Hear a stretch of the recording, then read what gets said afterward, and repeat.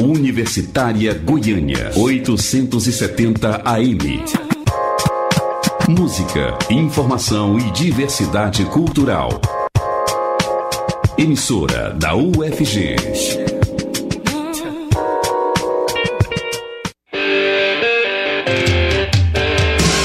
Começa agora o Estação Esportiva. As notícias do mundo do esporte de um jeito que você nunca ouviu.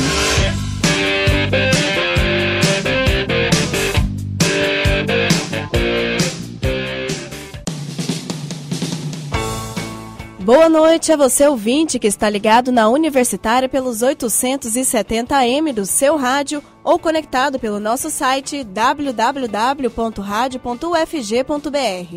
Está começando agora o Estação Esportiva, uma produção dos estudantes de jornalismo da Universidade Federal de Goiás. E quem vai estar com você nesse início de noite de quarta-feira sou eu, Mariana Siqueira, hoje acompanhada de Marcelo Augusto. Boa noite, Marcelo. Boa noite, Mariana. No programa de hoje você vai saber o que aconteceu na Série B na noite de ontem e o que vai rolar na Série A daqui a pouco. No quadro Cabine 10, vamos trazer comentaristas para debater sobre os indicados ao prêmio The Best da FIFA.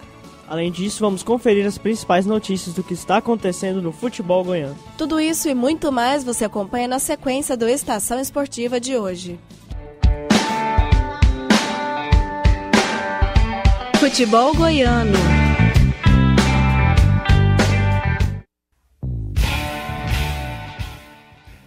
Ontem foi dia de rodada cheia da Série B e 2 times goianos entraram em campo.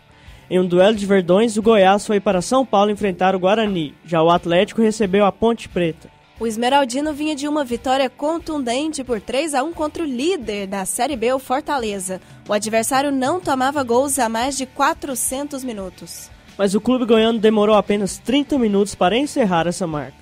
Kaique Sá fez bom cruzamento e Lucão, novamente o artilheiro da competição, abriu o placar no brinco de ouro. O segundo gol veio no finalzinho para matar o confronto. Kaique Sá aproveitou a falha do Agenor, o goleiro paulista, para fechar a conta 2-0 Goiás. O Esmeraldino somou a 4ª vitória em 5 jogos e encostou no vice-líder CSA. O time goiano tem somente 1 ponto a menos que o time de Alagoas, que também venceu nessa rodada. Mesmo diante da boa fase, o técnico Ney Franco continua não falando de título. Para ele, o campeonato do Goiás é de recuperação e o foco precisa ser no acesso à Série A. Para a próxima partida contra o Boa Esporte, o treinador tem 2 desfalques.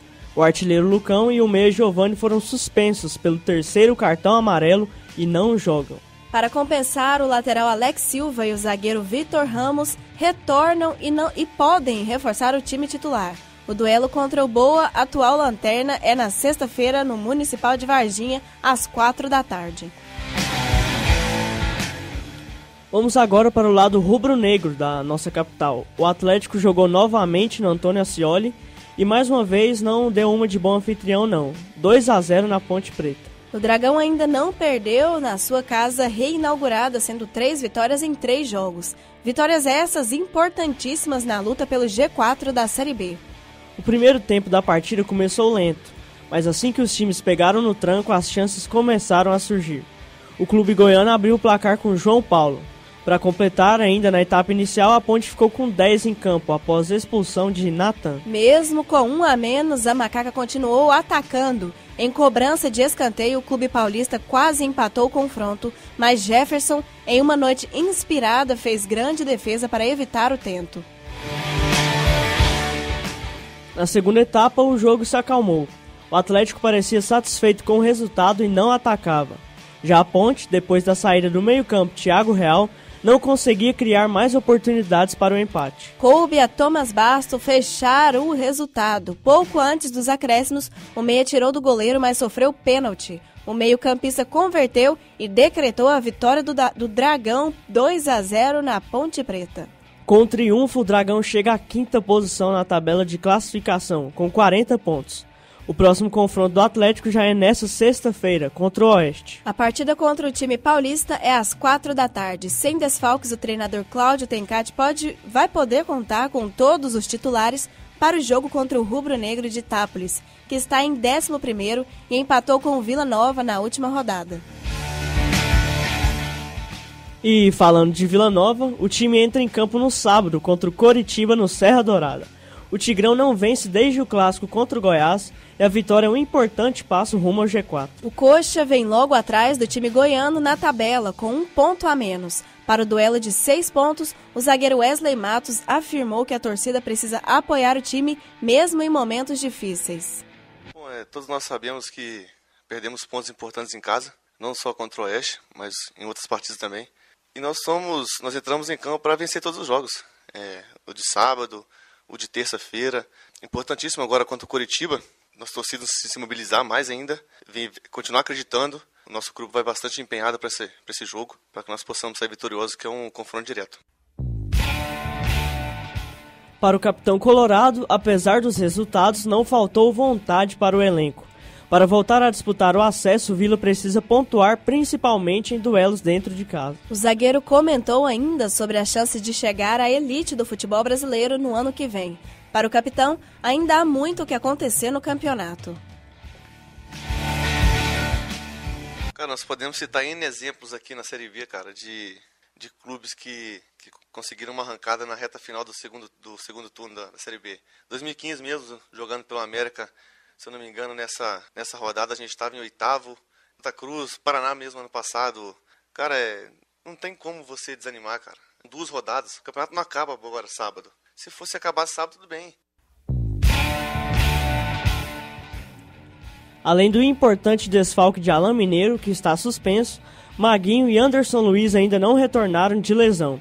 O dono da lateral deve continuar sendo Moacir, meio-campo de origem.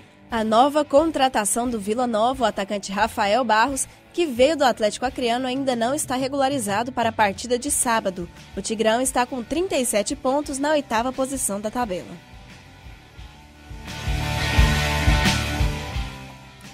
E continuando a 25ª rodada da Série B, ontem às 7h15 da noite, Avaí e CRB entraram em campo. E a partida terminou com 1-0 para os donos da casa. O jogo foi na ressacada e Pedro Castro marcou para a equipe catarinense. Agora falando já do campeonato do Brasileirão da Segundona, com esse resultado o Avaí se manteve no G4 do Brasileirão. Já o CRB caiu 2 posições e se aproximou da zona da degola. O clube alagoano está na 15ª posição com 28 pontos. No mesmo horário, o Goiás foi até o Brinco de Ouro enfrentar o Guarani e, como já mencionamos, o Verdão venceu por 2-0. Os gols do time goiano foram de Kaique Sá e Lucão, e agora o Esmeraldino está em 3º lugar na competição. Outra equipe aqui da capital que também jogou ontem foi o Atlético. O Dragão recebeu a Ponte Preta no estádio Antônio Ascioli e venceu por 2-0. Thomas Bastos e João Paulo colocaram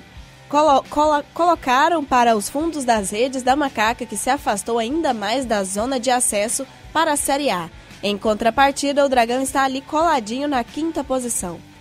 O Boa Esporte foi até o Couto Pereira jogar com o Coritiba. O Coxa fez valer o fator casa e bateu o Lanterna por 2-1. Rafael Lima e Guilherme Parede marcaram para o Alviverde e Juninho Potiguar descontou para a equipe mineira. O São Bento venceu o Paysandu no Walter Ribeiro pelo placar de 1-0. A equipe sorocabana conseguiu a 2ª vitória depois de uma sequência de 3 derrotas seguidas. Já o Papão não consegue o triunfo já há 5 partidas e segue na zona de rebaixamento. Já no Alfredo Jaconi, a vitória foi do visitante. O Criciúma superou o Juventude também pelo placar mínimo. O gol da equipe catarinense foi marcado por Vitor Feijão. E a luta para fugir da zona da degola só esquentou mesmo no segundo tempo com pressão do Juventude. Mas o Tigre respondeu com um gol aos 12 minutos da etapa final e conseguiu administrar o placar. E o vice-líder CSA recebeu o Londrina no Rei Pelé. A equipe alagoana confirmou o favoritismo e conseguiu uma vitória folgada em cima do clube paranaense. Placar final 4-1. Os autores dos gols foram Rubens, Echeverria, Pio e Juan. Pelo lado do Londrina, o atacante Carlos Henrique descontou para a equipe, mas não passou disso. Final do jogo 4-1 para o CSA. Já o líder Fortaleza não conseguiu sair com o triunfo. Jogando no Castelão, o tricolor empatou com o Figueirense em 2-2. Mas o resultado teve uma interferência da arbitragem. No primeiro tempo, Dodô recebeu a bola em posição regular e mandou para as redes, mas foi marcado impedimento. Os gols validados foram feitos por Felipe e Matheus Salles contra, pelo lado do Leão do Pici. Para o Figueira, Elton e Nogueira foram os jogadores que deixaram tudo igual. Ao mesmo tempo, também tinha jogo em outro Castelão, mas desta vez na capital maranhense, São Luís. O Sampaio Corrêa recebeu o Brasil de Pelotas e perdeu para a equipe do Rio Grande do Sul por 2-1. Michel das Chagas marcou 2 vezes para o Chavante e descontou para o time da casa. Sendo assim, a tabela do Brasileirão está da seguinte maneira: Fortaleza é o líder com 47 pontos. O CSA vem em seguida com 43. Com um pontinho a menos, o Goiás ocupa a terceira posição e ali colado no clube goiano. E fechando o G4 está o Avaí com 42. Já na outra ponta, com 28 pontos, o Juventude é o 17º. Em 18º e com 26 pontos está o Paysandu. E para completar a zona dos desesperados, o Sampaio Corrêa é vice-lanterna com 21 pontinhos. Essa também é a mesma pontuação do Boa Esporte, que é o lanterna da competição. Na noite de hoje, 7 jogos vão movimentar a 23ª rodada da Série A do Brasileirão. Logo mais, às 7h30 da noite, Bahia e Sport Recife vão duelar na Arena Fonte Nova. Simultaneamente, Botafogo e Cruzeiro vão disputar os 3 pontos no estádio Newton Santos. Um pouco mais tarde, às 8 da noite, o Ceará vai encarar o Corinthians no Castelão. E às 9 da noite, quem entra em campo é o Palmeiras. A equipe paulista vai receber o Atlético Paranaense no Allianz Parque, enquanto o Paraná vai enfrentar a Chapecoense no Durival de Brito. O São Paulo, que é o líder da competição atualmente, vai visitar o Atlético Mineiro no estádio Independência. A peleja está marcada para as 9h45 da noite. No mesmo horário, Internacional e Flamengo duelam no Beira-Rio, em Porto Alegre. No ar, Estação Esportiva, o programa de todos os esportes.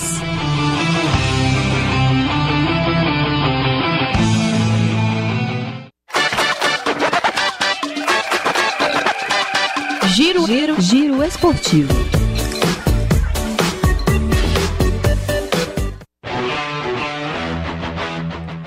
Domingo, o Autódromo Internacional de Goiânia vai receber a etapa brasileira de motovelocidade. Se o piloto Gírio Seman somar pontos suficientes na corrida, pode ser campeão brasileiro sobre 2 rodas de maneira antecipada na categoria SBK Master.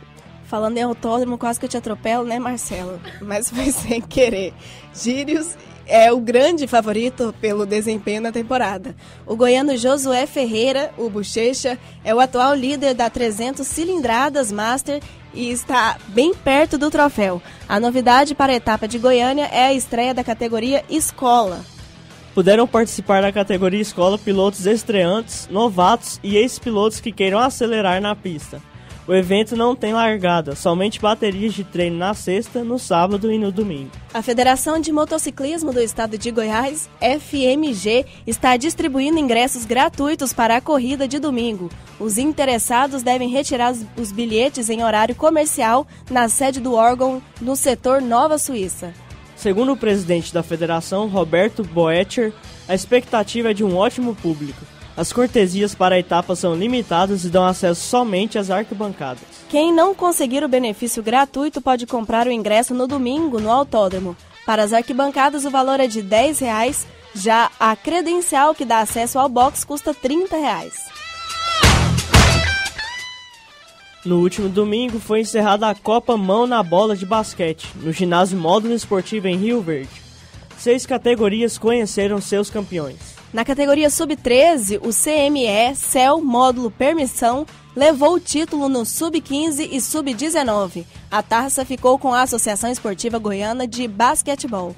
Já no Sub-17 e Livre, o campeão foi a equipe do Goiás Defensores. No Livre Feminino, a vencedora foi a equipe das Ladies. A primeira rodada do Campeonato Goiano de Futsal de 2018 foi encerrada na noite de ontem. A partida aconteceu no ginásio Luiz Torres de Abreu e o Goiás venceu o Corumbaíba por 1-0. O próximo compromisso do Alviverde na competição é contra a equipe da UFG no ginásio da Universidade em Goiânia. Já o time do Corumbaíba, atual campeão, mede forças com o Catalão. O Campeonato Pan-Americano de Karatê no Peru vai contar com a participação de 3 goianos na delegação brasileira. A competição vai ser realizada entre os dias 8 e 9 de setembro, em Lima. Além de ser uma importante competição sul-americana, o evento dá vagas para o Mundial da categoria em 2020 no Japão. Os atletas que viajam com a delegação são Caio Junqueira, Rondon Caiado Filho e Carlos Rodrigues Marques. Cabine 10.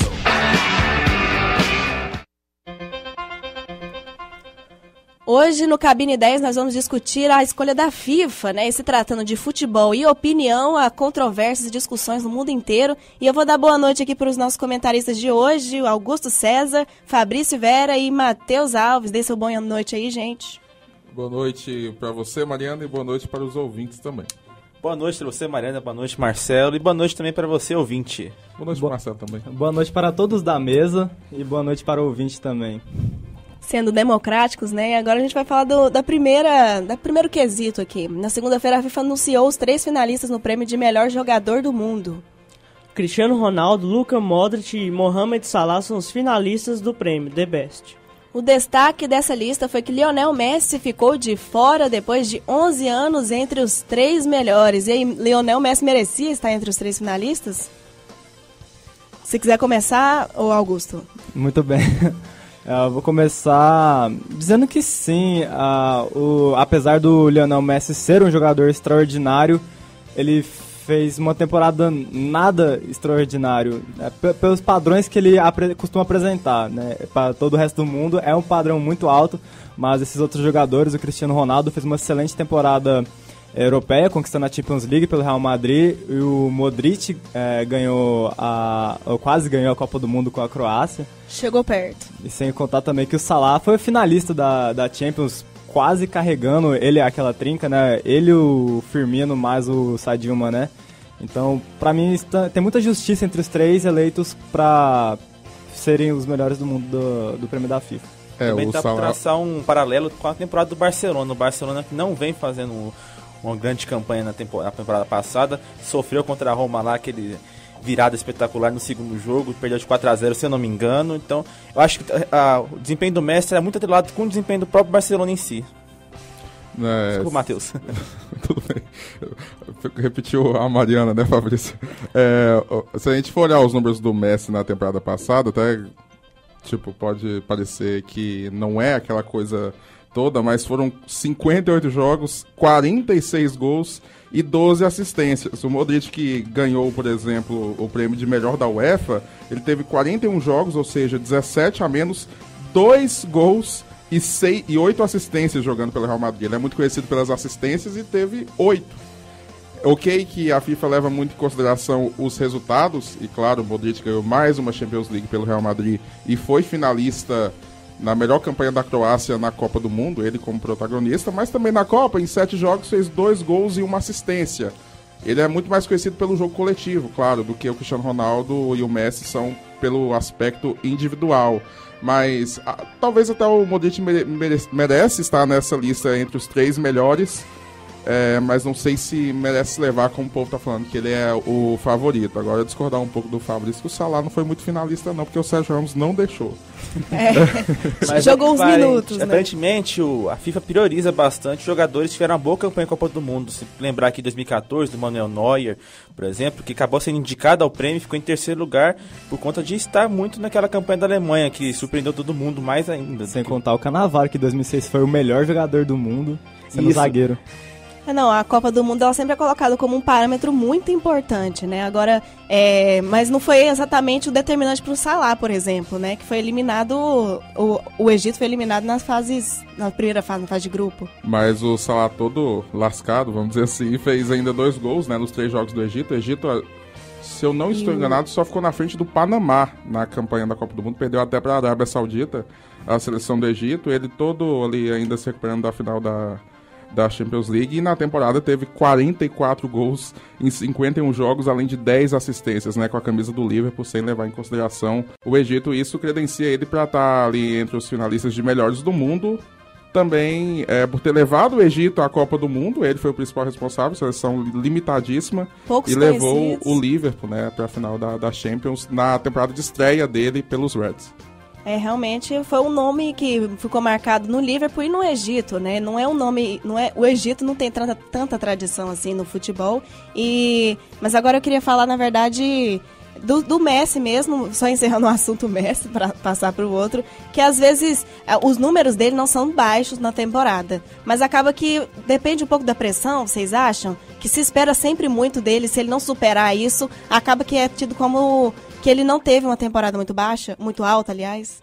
Eu acredito que a questão do Messi é porque ele é um jogador extraordinário, sim, não há como negar, seria burrice negar que ele é extraordinário, e fez uma temporada que, em questão de números, é muito boa, porém faltou o quesito decisão para ele, tanto que ele não foi decisivo, até onde me lembro, em nenhum momento, assim, tanto pela Argentina, tanto quanto pelo Barcelona. Pela Argentina só fez aquele gol, né? Sim, aquele gol, Nigéria. Que inclusive é pro Puskás também, né? Puskás. Tem que lembrar desse detalhe, mas é muito pouco. Ele não tem um histórico de decisão pela seleção argentina, por isso até que ele é muito contestado por lá. Muitos preferem até jogadores como o Dybala, o Agüero, que sejam titulares ao invés do Messi. Você tem outra opinião, Augusto? Vamos pro próximo tópico. Não, mas é aquela questão, né? Eu concordo com a sua pergunta/resposta, Mariana, porque o Messi ele sofre muito essa pressão, aquela coisa que todo mundo fala, né? Ele não é humano, né? No futebol, o Messi, ele nasceu com esse dom de jogar bola e aperfeiçoou desde que foi pro Barcelona, né? Ele é um dos melhores de todos os tempos. E aí vem a questão do robozão, né, do Cristiano Ronaldo, que é uma máquina humana, né? Então eles sempre disputaram ali. Os números são excepcionais, ele tem mais assistência do que os 3 finalistas, mais gols que os 3 finalistas e mais jogos que os 3 finalistas, mas sofre com essa pressão de fato, concordo com você. O pessoal até brinca, né, que o último ser humano a ganhar o prêmio foi o Kaká, que de lá pra cá quem ganhou ou foi um extraterrestre ou um robô. Mas vocês acham que o robô é o favorito pro prêmio dessa vez? Acho que ele tem que ganhar sim. Foi importante fez gols em quase todos os jogos da Champions League, né? Acho que até a semifinal ele fez em todos os jogos, é o recordista.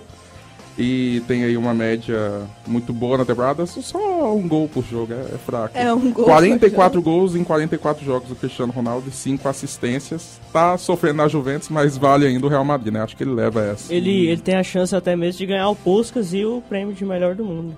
Com muita chance. Também tem a questão que o Cristiano Ronaldo já tem essa tradição de estar concorrendo, e que quem vota são os capitães, né, das seleções, que é muito mais um concurso de popularidade do que de qualidade em si, a votação do melhor do mundo. Então ele é o franco favorito, a meu ver.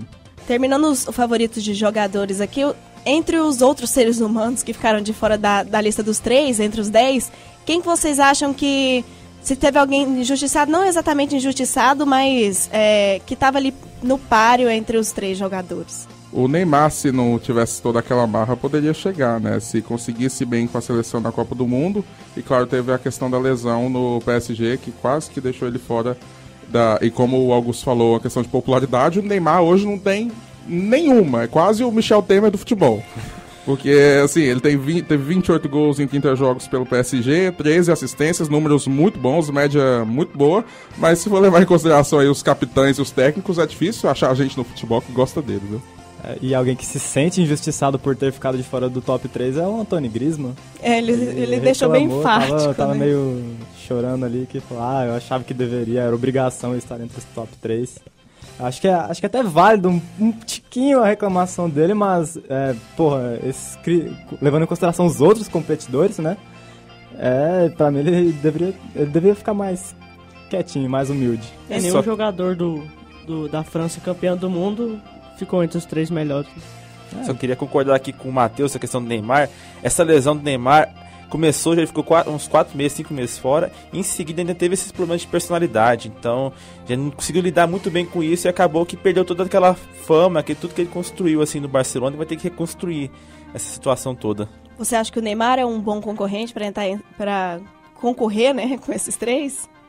eu diria que, comparando com o Modric e o Neymar, eu ainda coloco o Modric na frente pela campanha na Copa do Mundo, mas eu não coloco os dois muito acima assim, não. Mas entre o Salah e o Cristiano Ronaldo são os dois indiscutíveis nessa lista. É uma concorrência muito grande, né? E a gente espera que continue assim por muitos anos. Mas agora falando do futebol feminino, a Marta foi indicada pela 14ª vez. A brasileira joga no Orlando Pride e já tem 5 prêmios acumulados. As concorrentes dela são a norueguesa Ada Hegerberg, do Lyon, e a alemã Jennifer Marozan, também do Lyon. As duas jogadoras nunca ganharam um prêmio. A Marta já está na frente, né? Pelo menos pelo número de prêmios e... Pouco. Alguns 5 mais ou menos na frente, né? E o que vocês acham que isso fala do futebol, né? Depois de tantos anos, a Marta já está aí com seus 32 anos e ela ainda está concorrendo a melhor do mundo. Apesar de ter 8 anos já que ela não vence, né? Mas ela sempre está lá entre as 3 concorrentes. Ela está sempre aí no pódio, então... Continua com o Brasil firme, apesar de a maioria das nossas jogadoras elas já são bem experientes, né? Elas estão sempre indicadas como as melhores, mas por enquanto a Marta ainda está lá entre as 3 concorrendo a ganhar o prêmio dessa vez, de novo. Eu acho que isso mostra, mostra duas coisas, um pouco do ícone que é a Marta, né? O Pelé. Vamos evitar essa comparação, então. A Marta é a Marta do futebol feminino. A Marta é a Marta. É a rainha, né? Como é chamada a Marta. Mas outra questão também é a falta de renovação, muito por aquelas questões que a gente fala, a falta de visibilidade, o receio da mulher entrar nesse meio tão ainda dominado pelos homens. Então eu acho que é um pouco dessas duas coisas. O tamanho que é a Marta para o futebol feminino e também a falta de renovação do esporte a partir de tudo aquilo que ele ainda representa para as mulheres. Mas eu acho que a Marta fica em terceiro, olhando os números, eu acho que a Hegerberg, da Noruega, deve ganhar com 31 gols em 20 jogos pelo Lyon. Realmente elas vêm fortes, mas agora a gente vai fazer uma eleição rapidinho aqui pra gente, pra quem vai o Puskás, mas pelo menos não precisa nem ir o Puskás pra essa pessoa não, mas na sua opinião, quem foi que fez o gol mais bonito? No páreo tá aí o Gareth Bale, do Real Madrid, no jogo contra o Liverpool na final da Liga dos Campeões. O Denis Cherichev nas quartas de final da Copa do Mundo, no jogo entre Rússia e Croácia. O Lázaro, com um nome muito complicado, Chetodolopoulos, no Campeonato Grego, AEK e Olympiacos. O Jorge André Arrascaeta, no jogo Cruzeiro e América, no Campeonato Mineiro. O Ryan McGree, no Campeonato Australiano, Newcastle Jets e Melbourne City. Lionel Messi, na Nigéria e Argentina, ainda pela fase de grupos da Copa do Mundo. E Benjamin Pavard, nas oitavas de final da Copa do Mundo, da França contra a Argentina. Ricardo Quaresma, também na Copa do Mundo, Irã e Portugal, era o jogo. O Cristiano Ronaldo, da Juventus, jogando contra a Juventus, na época ele ainda estava no Real Madrid, nas quartas de final na Liga dos Campeões. E para encerrar, outro dos 3 melhores, Mohamed Salah, Liverpool e Everton, jogo pelo Campeonato Inglês. Eu achei o gol... Terminou? Eu achei o gol mais bonito do australiano aí, do Campeonato Australiano, que eu não vou usar falar o nome. Eu votaria no gol do Maranhão contra o Grêmio, mas no caso eu vou votar no gol do Pavard, que é um gol inédito pra mim, que eu quase nunca vi um gol desse jeito. Usando o mesmo critério do Fabrício, eu votaria no gol do Arrascaeta. Pra mim, não tem discussão, acho que o movimento foi muito plástico do Cristiano Ronaldo e o gol dele é o mais bonito. Eu fico entre Cristiano Ronaldo e o gol do Bale e a gente já vai partir pro encerramento, estamos ficando sem tempo e chega o fim do Estação Esportiva dessa quarta-feira, dia 5 de setembro de 2018. A apresentação foi de Marcelo Augusto e Mariana Siqueira. Comentários de Augusto César, Fabrício Vera e Matheus Alves. Produções e reportagens de Daniela Versiani, Marcos Lima e Tandara Reis. Monitoria Daniela Versiani, Mariana Siqueira e Tandara Reis. A orientação do professor Ricardo Pavan com direção geral de Márcia Boarati. Trabalhos técnicos de hoje foram de Ana Cláudia Rezende. Estação Esportiva é produzida por estudantes de jornalismo da UFG. Boa noite a você, ouvinte, e boa noite, Marcelo. Boa noite, Mariana. E amanhã a estação volta às 6h30 da noite. Na sequência, você fica com o programa A Voz do Brasil. E fica por aqui o Estação Esportiva. A sua resenha diária sobre todas as competições do esporte.